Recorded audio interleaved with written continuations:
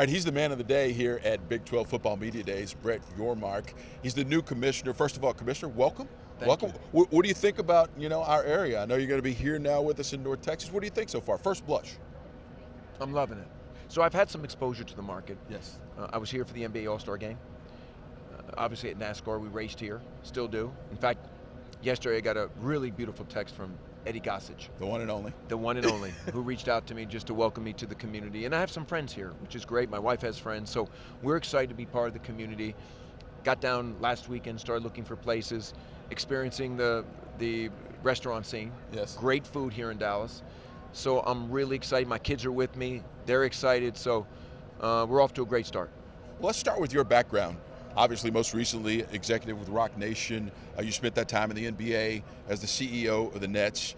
With NASCAR, as you mentioned, your resume is filled with big deal making. So I'm curious, what drew you to this? What compelled you to join the Big 12 Conference? Well, as I said earlier, I've always been enamored with the collegiate space, and this goes way back.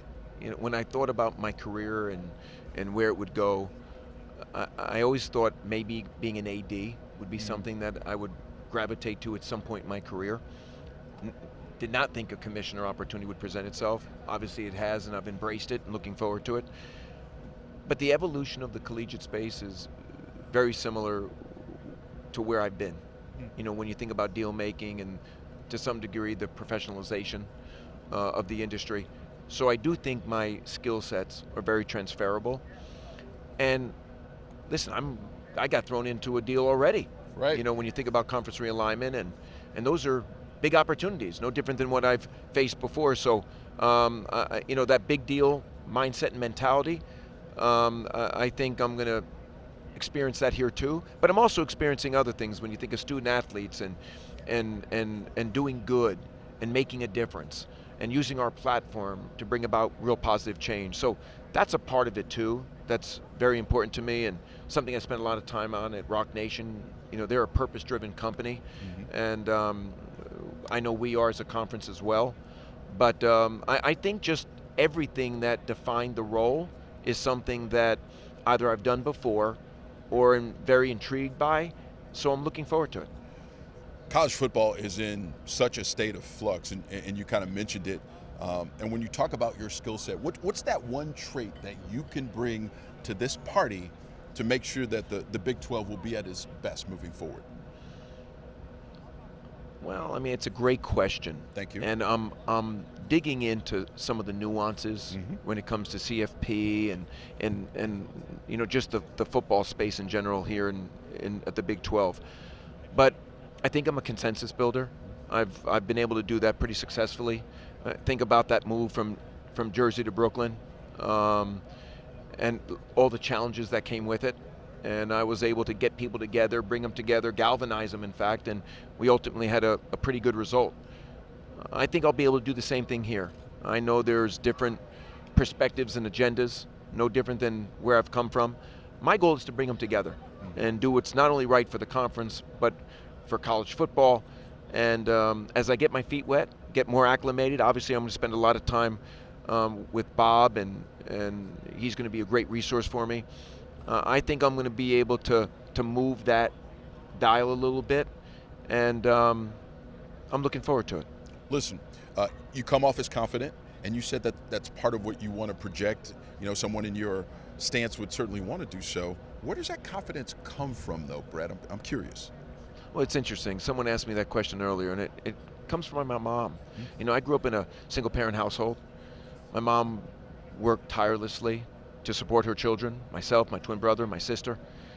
She ultimately ended up owning her own wallpaper shop, spent many years there. I saw her leave early in the morning and late at night, and she said, there's nothing that replaces hard work. And that's been instilled in me for many, many years, and I'm instilling that in my children now. And along the way, I've touched success. I'm very humble about it. I think between my hard work and my great conviction for what I do and how I do it, I think I've become somewhat confident. And I wouldn't have taken this job if I didn't feel good about it and where we were going. Obviously, I'm not a one-man show. I'm looking forward to partnering with the ADs and the presidents and chancellors and the key stakeholders. I'm inheriting a great staff at the Big 12, spending time with them as well. But I'm going to lead the charge, and I do want the conference, as we think about our brand and business, to have a little swag to it. I want us to feel confident in who we are and what we're doing. I want to nationalize the Big 12. I want kids in high school that are thinking about their next chapter in life to say, I want to be a part of that. I want us to be aspirational. So it's an exciting time for me. It's an exciting time for the conference, and we should be confident. One of the things I told our staff, though, earlier in the week is we have to do a better job of storytelling. We got to do a better job of telling people about who we are and what we do. I don't think we've done a great job of doing that, and it's certainly something I'll be focused on. You mentioned the hard work. It's certainly going to take hard work with Texas and Oklahoma leaving. And of course, you've got USC and UCLA moving to the Big Ten. That flux that I talked about. I mean, you couldn't imagine a landscape like this a year ago, but here we are. So how do you go about making sure that the Big 12 can attract more schools and can make those moves that will be in its best interest? Well, there's no guarantees, but I'm a pretty good salesman. At least people have said that over the years. I got to give a lot of credit to Bob, because when there's challenges and obstacles, recovery is what people judge you by. And what he did last year in bringing those 4 new schools into the Big 12 truly stabilized us and gave us an opportunity to grow moving forward. And for the same reasons they joined us, others will too. And I like to dream big and dare to fail. And as I said earlier, we're open for business, not just when you think about conference realignment, but just generally speaking. And I'm getting a lot of calls. And reports are out there that you have talked to a number of Pac-12 teams. What's your comment about that? Well, I'm talking to a lot of people throughout the industry. And a lot of it is intelligence gathering. In some cases, it might be a little bit more. But I think the best thing that I can do right now is to engage with as many people as I can, so that we let people know we're open for business, and that on a go-forward basis, I feel very confident about where we are. It certainly looks as though you're going to have the SEC, you're going to have the Big Ten, and there's going to be this race to be that third conference in the pecking order. How do you get the Big 12? Listen, it's not anyone's goal to be number 3. However, in this instance, how do you get the Big 12 to be number 3? Well, from my perspective, and I was kind of in this situation even in Brooklyn. We had MSG. Yep. That was 130 plus year history. And we're the new kids on the block. And someone said to me many years ago, don't worry about MSG, Brett. Focus on yourself being the best version of what you're doing in Brooklyn. And that will be good enough. And ultimately it was. I mean, in a very short period of time, we became one of the top grossing buildings in America. We built our brand globally, et cetera, et cetera. And I want to do the same here. Am I watching what others are doing? Of course. I need to know what the competition is doing. Right. But I'm really focused on how do we grow our brand? How do we grow our business? How do we expand our geographic footprint? And everything we do now leads up to our multimedia rights negotiations in 3 years. And how do I best position us to do that? And that is the goal, and that is the plan. As you vet teams that you would like to join the Big 12, what are the most important traits that you want them to bring to the table? I want them to be relevant. I need them to have the right brand. But what's also important? That they're a good cultural fit for us. That when they sit at that board meeting, that there's a continued alignment. Because that's one of the things that drew me to the job, was the alignment of our board. So yes, you want to make sure they have the right brand, and that they're relevant for all the right reasons. But what's equally as important is the cultural fit, because we don't want to compromise what we're building here. Name, image, and likeness, obviously, behemoth topic that you have to worry about and that you have to cover in your new job. From being in that entertainment sphere like you've been in, how much will that help you?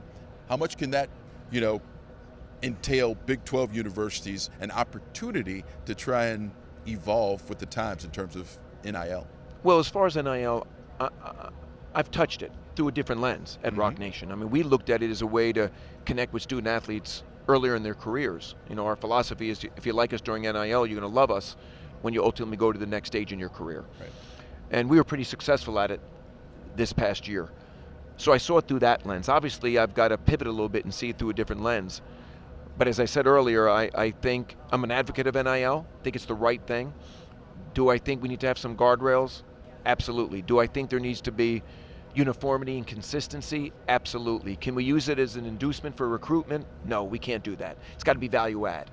And I look forward to speaking to my colleagues inside the conference. I look forward to speaking to other Power 5 commissioners and really getting a better perspective on how everyone's thinking about it. And then together, as an industry, redefine what NIL is today. You answered my question because I was going to ask about the guardrails, what guardrails you put on it. But I'll phrase the question in this way.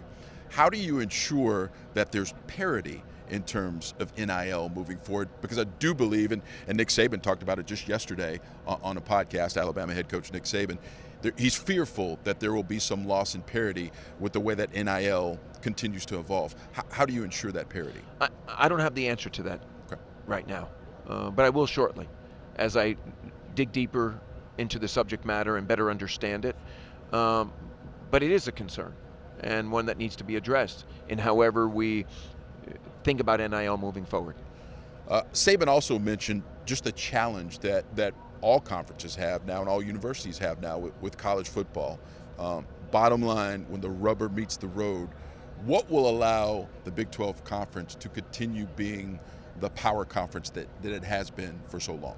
Well, I mean, I think we got to keep doing what we're doing today, and a lot more of it. I think we need to be bold and make some bold decisions while we're humble. I think we need to innovate and create, and I think we got to be aggressive. Those are all things I've done wherever I've been. I don't know what the secret sauce is today, but I think just foundationally we have to have a mindset. We have a mindset of growth. We have to have a confident mindset, and we need to know where we want to go and how do we define success. And one of the things I'm going to be doing on my listening tour when I go to 14 campuses starting next month is I'm going to meet with all the coaches. And I want to hear from them, how do you define success? And that's going to help guide me and my colleagues at the Big 12 to get us going in the right direction. But I got to listen a lot up front and better understand, what I'm inheriting. But as I said to start, today's conversation, I'm really bullish on where we can go from here and excited to be a part of the Big 12 family. You have an incredibly difficult job ahead of you. It's great meeting you, and we wish you all the luck in the world. Thank you. Thank you so much.